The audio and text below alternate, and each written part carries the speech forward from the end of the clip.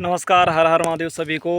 गुरु पूर्णिमा की बहुत बहुत शुभकामनाएं। आज गुरु पूर्णिमा का दिन है और वीडियो बनाने का मुख्य उद्देश्य है कि आज का आधुनिक समाज जो है, आधुनिक लोग हैं, वो गुरु पूर्णिमा से वंचित हो रहे हैं। पूरी जानकारी नहीं है, क्यों मनाते हैं, क्या होता है गुरु पूर्णिमा, कब से मनाया जाता है, किस उपलक्ष्य में मनाया जाता है, और गुरु, शिक्षक, ब्राह्मण, पुरोहित, पंडित, इनमें क्या अंतर है।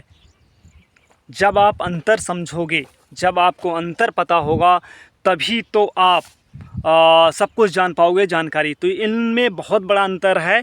आपको समझना होगा कि गुरु क्या होता है, शिक्षक क्या होता है, गुरु और शिक्षक में अंतर है, ब्राह्मण क्या होता है, पुरोहित क्या होता है और साधु क्या होता है। इन सब चीज़ में आपको अंतर पता होगा तो गुरु पूर्णिमा का महत्व, गुरु का महत्व समझ में आ जाएगा। चलो एक एक करके बताते हैं कि पहले गुरु पूर्णिमा क्यों मनाती है, क्यों मनाते हैं, कब से मनाते हैं और गुरु पूर्णिमा होता क्या है।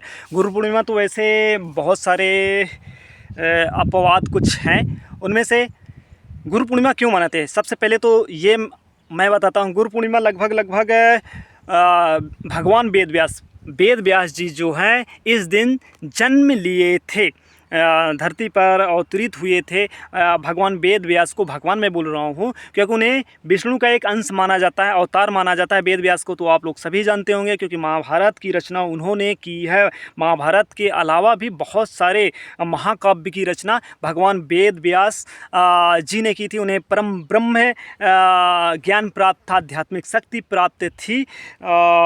इसके अलावा 18 पुराण भगवान वेद व्यास जी 18 पुराणों की रचना की है। पहले 18 पुराण, इसके अलावा पहले एकल वो चलता था। क्या चलता था?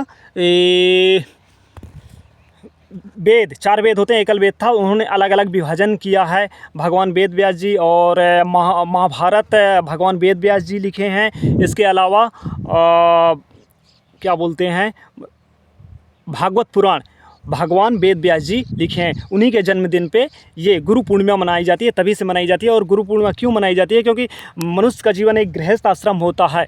पहले गुरुकुल चलते थे, 1835 के पहले गुरुकुल चलते थे और सभी लोग पढ़ते थे। भारतीय संस्कृति सनातन धर्म में देखा जाए तो कुछ अपवाद चल रहा है कि गुरुकुल में पढ़ने की इजाज़त नहीं थी ST SC OBC शूद्रों को, पर ये कुछ जगह अपवाद है, गलत है। कुछ जगह पढ़ने के लिए सभी को अलाउ था। नहीं, रामचंद्र जी के साथ जो उनके परम मित्र थे वो कैसे पढ़ लिए। बहुत सारे अपवाद हैं, पर 200-300 वर्ष पीछे इतना ज़्यादा, क्योंकि जो इतिहास में हमें पढ़ाया गया ना, मुगल के अलावा कुछ नहीं बताया गया। स्कूलों की किताब में भारतीय संस्कृत का पूरा हटा दिया गया। कभी विक्रमादित्य की ज़्यादा डिटेल पढ़ाई गई है, कभी शिवाजी की बहू के बारे में, महाराजा छत्रपति शिवाजी के पूरे खानदान के बारे में पढ़ाया गया है, राणा कुंभा के बारे में पढ़ाया गया है किताब में। नहीं, शॉर्टकट में राणा कुंभा डाल दिया गया है। बाकी जो हमें पूरा डिटेल बताया गया, औरंगजेब के पिता का क्या था, बाबर कहाँ से आया था, ये सब मुगलों का मतलब पढ़ाया गया है। इसलिए हम अपनी भारतीय संस्कृति से वंचित होते जा रहे हैं। हालांकि हमारा वो मुद्दा नहीं है, हमारा मुद्दा गुरु पूर्णिमा से है। तो गुरु पूर्णिमा का बहुत बड़ा गुरु का योगदान होता था, क्योंकि गुरु, अब थोड़ा सा अंतर की बात कर ले। गुरु जो पहले होते थे वो भगवान से प्राप्ति के लिए रास्ता बताते थे, मतलब आध्यात्मिक। पहले जो 1835 लॉर्ड मैकाले, आधुनिक शिक्षा की पहले की मैं बात करूं तो गुरुकुल में सब लोग पढ़ते आते थे। वहाँ पे आधुनिक शिक्षा मतलब वेद पुराण शास्त्रों का ज्ञान के अलावा शस्त्र विद्या दी जाती थी, शास्त्र विद्या दी जाती थी और भारतीय संस्कृति के बारे में पूरा बताया जाता था। मेडिकल के बारे में पढ़ाई होती थी, पूरी पढ़ाई होती थी।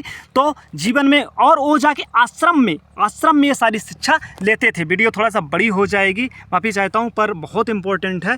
आश्रम में जाके ये सारी शिक्षा लेती थी। तो गुरु उनके जीवन में एक ही होता था। और आश्रम में निकलने के बाद, क्योंकि वही सारी शिक्षा देता था, और आश्रम से निकलने के बाद अपने गृहस्थ आश्रम में लग जाते थे। फिर उन्हें समय नहीं मिल पाता था, तो उन गुरु के लिए, जिन्होंने पूरा ज्ञान दिया, हमें समाज से लड़ना सिखाया, हर तरह की विद्या दी, उनके लिए एक दिन डिसाइड किया गया। उनके जन्मदिन पे सबसे पहले गुरु भगवान वेद व्यास को ही माना गया है। तो उनसे मिलने के लिए एक दिन डिसाइड किया गया। आषाढ़ के दिन में गुरु पूर्णिमा ये तिथि के अनुसार मनाई जाती है। ये होता है गुरु पूर्णिमा भारतीय संस्कृति में, हिंदू धर्म, सनातन धर्म में। इसका बहुत बड़ा महत्व है, क्योंकि समाज में जितने भी परेशानियां हैं, गुरु उन परेशानियों से निपटने के लिए हमें मार्गदर्शन ज्ञान कराता है। पहली चीज़। दूसरी, आध्यात्मिक शक्ति।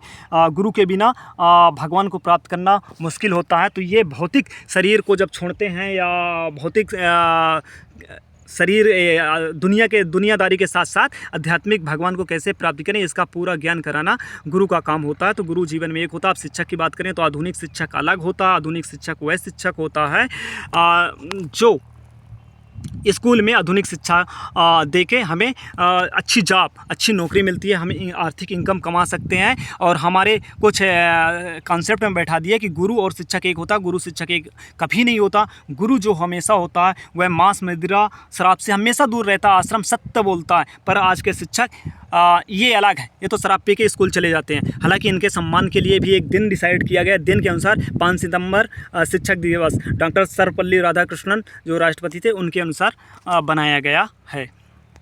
अब थोड़ा सा शॉर्टकट में बताता हूँ। ये तो शिक्षक हो गया, इसलिए शिक्षक गुरु कभी नहीं हो सकता। और जो ब्राह्मण पुरोहित होता है, पुरोहित अधिकतर वह होता है जो हमारे 16 संस्कारों को पूरा कराता है, वह हमेशा पुरोहित होता है। जैसे कथा बाँचना, घर में शादी का कार्यक्रम पूरा वो पुरोहित कराता है, उसी को हम पंडित भी कह सकते हैं और पुरोहित कर सकते हैं। पुरोहित और गुरु जीवन में एक ही होता है जो सत्य से चलता है, हमेशा आश्रम में रहता है और आध्यात्मिक ज्ञान की प्राप्ति कराता है, उसी को गुरु बनाइए, वही गुरु होता है। गुरु की परिभाषा ये हो गई। और शिक्षक की परिभाषा में बता दिया। एक शिक्षक का भी उसे सम्मान कीजिए, 5 सितंबर को आता है, वो उचित है। शिक्षक क्योंकि हम पहली में, दूसरा, तीसरी, चौथी, 5वीं, 8वीं, 9वीं, 10वीं, 12वीं कॉलेज में अलग होता है, तो हम किसे गुरु बना सकते हैं। गुरु हमेशा परमात्मा का दर्जा होता है, उसकी आज्ञा का कभी अवहेलना नहीं किया जा सकता। गुरु होता है। और ब्राह्मण जो भिक्षा मांगने जाते हैं, ये साधु टाइप के होते हैं, ब्राह्मण होते हैं। ये पहले क्या करते थे, भारतीय संस्कृत का प्रचार करते थे। आजकल भिक्षा मांगना और पेट पूजा करना यही हो गया है। पहले के जो ब्राह्मण आते थे तो वो इसलिए भिक्षा मांगते थे क्योंकि वो अपनी भारतीय संस्कृत को, धर्म के बारे में पूरा ज्ञान का प्रचार कर सके और उनके खाने के लिए, आर्थिक स्थिति के लिए भिक्षा मांगते थे। पर आजकल बिल्कुल उल्टा हो गया है, वो अपने व्यापार में लग गए हैं। बाकी अगली जानकारी नेक्स्ट वीडियो में।